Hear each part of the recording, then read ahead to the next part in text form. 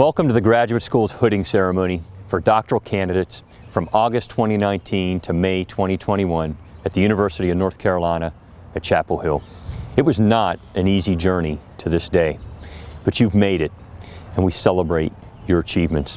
Congratulate you on your research, and thank you for teaching, mentoring, and inspiring our students. We also acknowledge your service in North Carolina communities and your work that has touched people around the world. You have faced tremendous challenges this last year, and yet you've overcome the unprecedented nature of this pandemic to continue our mission of teaching, research, and service. We thank you. I want to begin our ceremony today by reflecting on the idea of community. Throughout the last year, I've been reminded every day of the importance of the people around me, the immeasurable blessing of my family, the wisdom of my colleagues, and the value of my friendships. The distance caused by this pandemic has made these relationships even more crucial and more important in my life and in my work. Community is what makes us strong. It enables us to keep going when it's difficult. Community gives us the environment we need to grow. As a university, our first strategic initiative is build our community together. No other initiative is more important.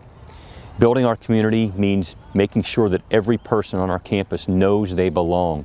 It means understanding the barriers to community and the ways that our history has excluded people and their stories. And so, as you finish this chapter at Carolina, here's my advice to you. Surround yourself with good people. Build your community with people who make you better. My goal has always been to surround myself with good people, those who will challenge me, and the more diverse, the better. I found those great people here in Chapel Hill. Together, we are collaborating to create a better community, country, and world. Last month, I had the opportunity to travel to Alabama with Carolina alumni to meet with Brian Stevenson, founder of the Equal Justice Initiative and author of Just Mercy. We heard about his impactful work within the criminal justice system in our country. And here's what he told me. He said, "Courageous people are needed for extraordinary outcomes. These are the people who stand when they are being told to sit down." I believe that what gives us the courage to stand up is the people around us. You can stand up when you know the person next to you is going to stand up with you. And so, I hope that you surround yourself with good people. I hope that you join a community of people who see the world differently and challenge your viewpoint. Only then can we have the extraordinary outcomes we need and change the world together. Congratulations, graduates, and welcome to the Academy. It's now my pleasure to introduce Suzanne Barbour, Dean of the Graduate School. Thank you, Suzanne, for your leadership, especially during this difficult year.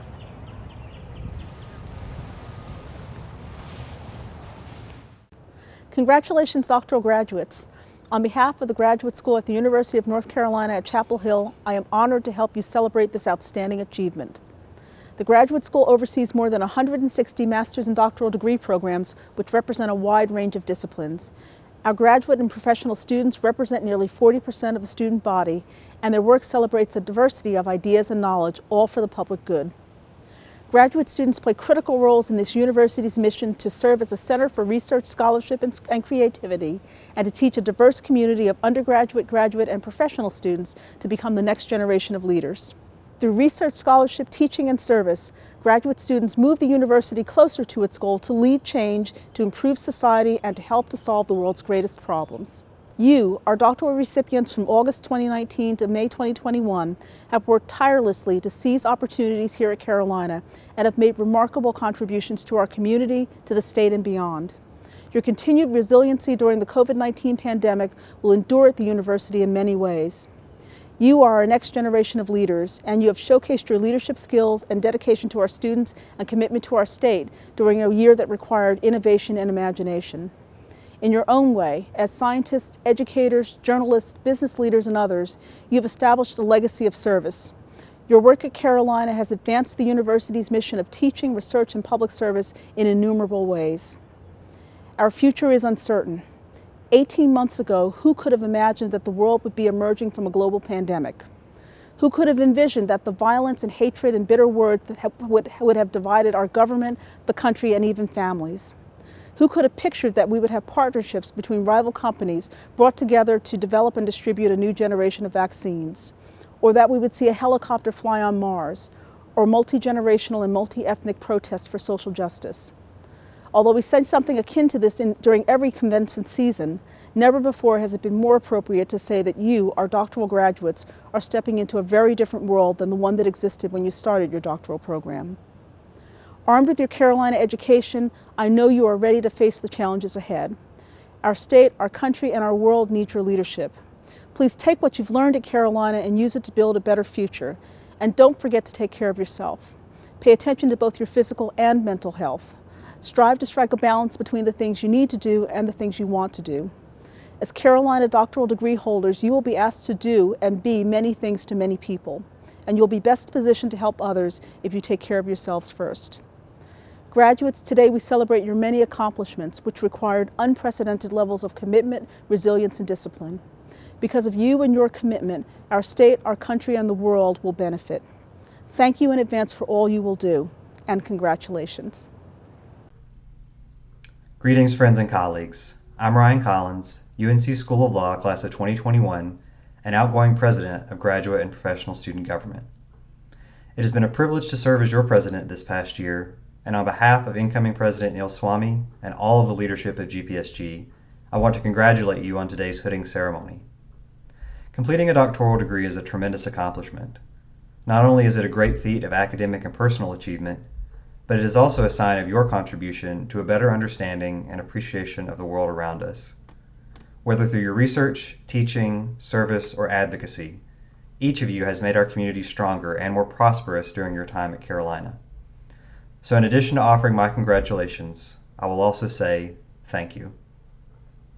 At this time, it is my pleasure to introduce the keynote speaker for this year's hooding ceremony. Dr. Mary Sue Coleman is an accomplished academic and national leader in higher education who recently retired as president of the Association of American Universities. Prior to joining the AAUP, Dr. Coleman was president of the University of Michigan from 2002 to 2014 and president of the University of Iowa from 1995 to 2002.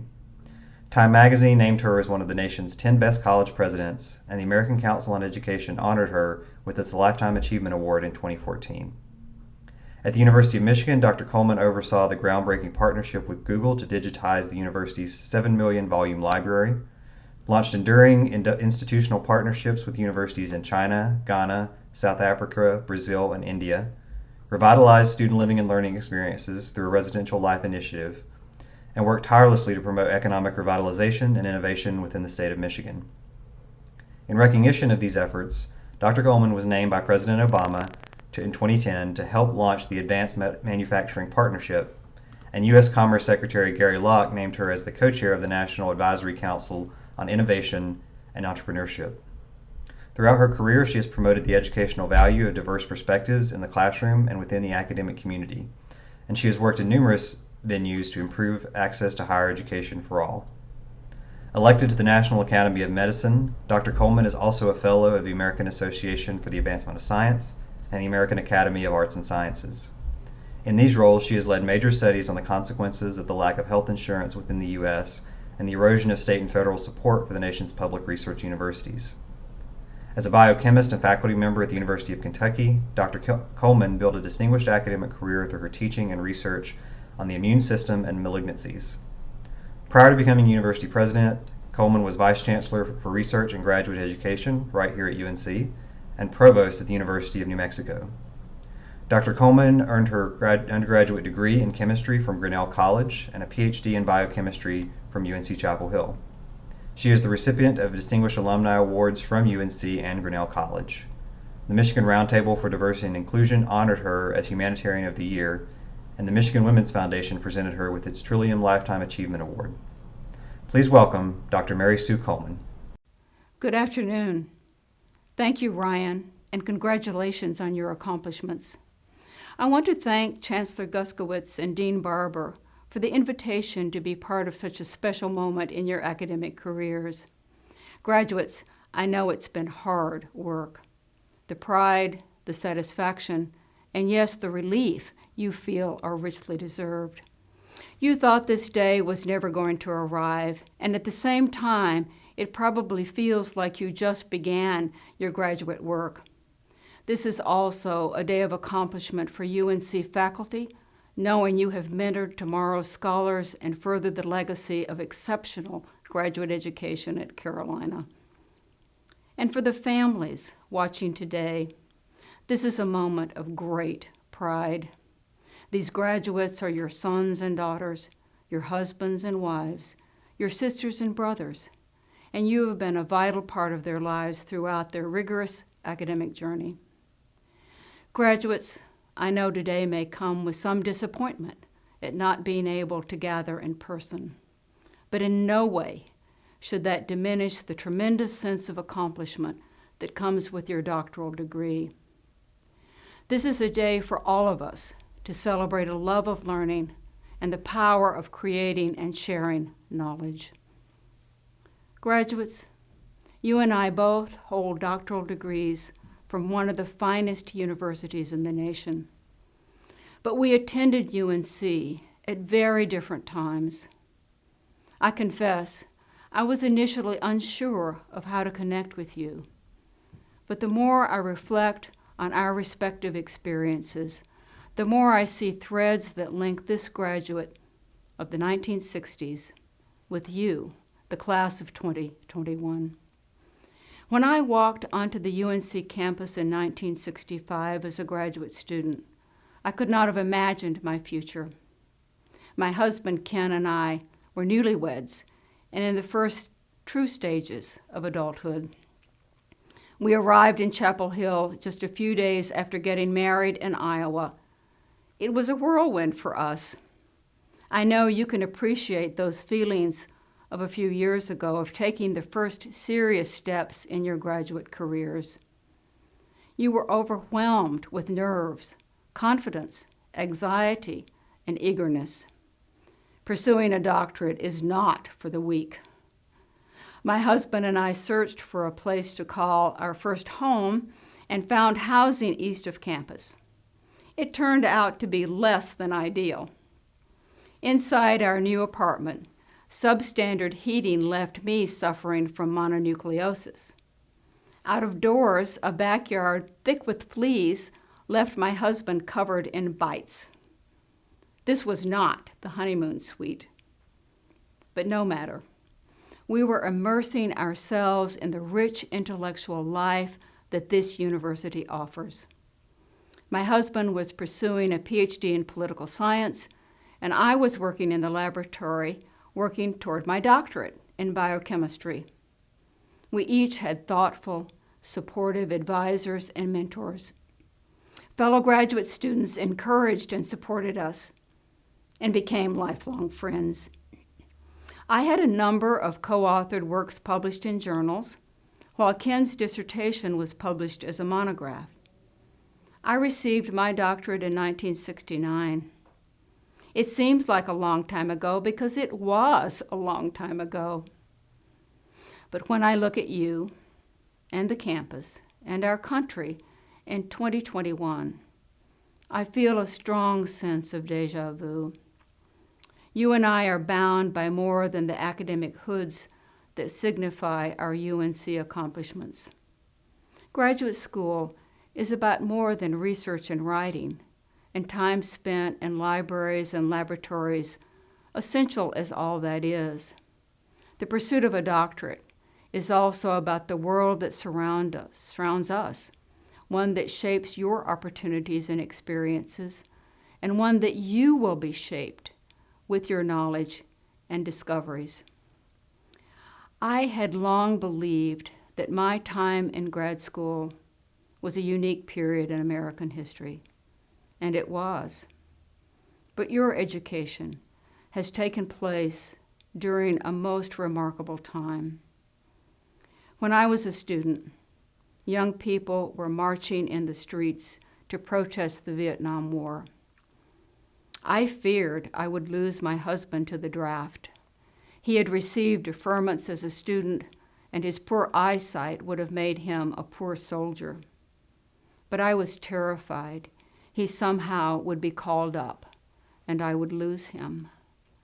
You have lived with a similar sense of fear these past 15 months as COVID invaded our world. It has been a relentless, invisible enemy. You've worried about your partner, your children, your parents, and other loved ones. Maybe you yourself fought through the virus. It has been a frightening time, and we've all experienced grief and loss. Also during my time here, assassins robbed the world of Martin Luther King Jr. and Robert F. Kennedy. These men were leaders whose calls for peace and equal rights were silenced by bullets. It was chilling and so discouraging to see such promise destroyed. Today, Reverend King and Senator Kennedy's deaths echo in the senseless murders of everyday citizens. George Floyd, Breonna Taylor, Ahmaud Arbery, and too many others with black and brown skin. I do not believe you will forget their names or the travesty of their deaths. We should all grieve for the loss of their promise and potential. I mentioned arriving in Chapel Hill in 1965. As we drove across the country, my husband and I were so excited about what awaited us. Imagine our shock when we crossed into North Carolina and saw support for the Ku Klux Klan. We encountered it again at a county political convention we later attended. Now, more than half a century later, I am sad and angry that such hatred remains so strong in our country, and that yet another generation must demand equity and justice for all people. When I was working on my dissertation, cities erupted in flames and violence due to civil uprisings. It was alarming, and I wondered where we were headed as a country. I suspect you too asked the same question on January 6th as our nation's capital came under attack. The anger and violence and the loss of life were tragic and unsettling. It has been an extraordinary few years that you will always associate with your time at UNC. But there's another remarkable thread that binds our respective tenure as doctoral students. In 1969, I joined millions of people in watching the television as astronauts walked on the moon. America's space race against the Soviet Union had fueled my desire to become a scientist. And to see our astronauts step on the lunar surface was breathtaking. You too have lived to see the improbable. In record time, scientists developed not one but several vaccines against the coronavirus. Aside from the space race, which shaped my belief in how science could change the world, the demand placed upon researchers to find a coronavirus vaccine has been unlike anything I've seen. And that scientists have developed several safe and effective vaccines within a year is nothing short of miraculous. Not one, but 3 vaccines have been created, tested, and manufactured in the U.S. within a year. Think of how long people suffered from polio and smallpox before there were vaccines. And then reflect on the speed and effectiveness of these COVID vaccines. It's astonishing and a testament to the power of good science.